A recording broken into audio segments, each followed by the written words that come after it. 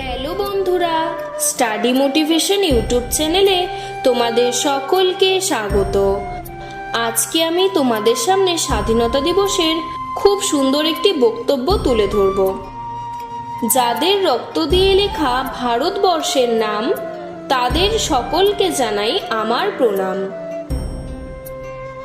উপস্থিত সম্মানীয় অতিথিবৃন্দ, শ্রদ্ধেয় অধ্যক্ষ, উপাধ্যক্ষ, শিক্ষক শিক্ষিকা মহাশয় এবং আমার প্রিয় সহপাঠীবৃন্দ, সকলকে স্বাগতম। আজ 15ই আগস্ট 2025 সাল। আজ আমরা ভারতবর্ষের ৭৯তম স্বাধীনতা দিবস উদযাপন করার জন্য এখানে উপস্থিত হয়েছি। প্রথমেই আপনাদের সকলকে জানাই ভারতবর্ষের স্বাধীনতা দিবসের আন্তরিক শুভেচ্ছা ও অভিনন্দন। আমার নাম পায়েল। আজকের এই বিশেষ দিনে আমাকে সকলের সামনে কিছু বলার সুযোগ করে দেওয়ার জন্য আপনাদের সকলকে অসংখ্য ধন্যবাদ। ভারত প্রায় 200 বছর ধরে ব্রিটিশ শাসনের হাতে অত্যাচারিত হয়েছে।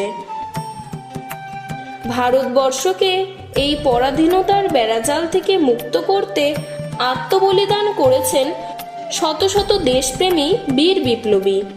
তাদের মধ্যে উল্লেখযোগ্য হলেন মহাত্মা গান্ধী, ভগৎ সিং, নেতাজি, মাতঙ্গিনী হাজরা, প্রীতিলতা ওয়াদ্দেদার প্রমুখ। আজকের এই শুভ দিনে সেই সকল ভারত মাতার বীর সন্তানদের চরণে জানাই শতকোটি প্রণাম। আজকের এই শুভ দিনে আমাদের শপথ গ্রহণ করা উচিত যে আমরা আমাদের ঐতিহ্য, জাতি, সংস্কৃতি এবং স্বাধীনতাকে চিরকাল রক্ষা করব।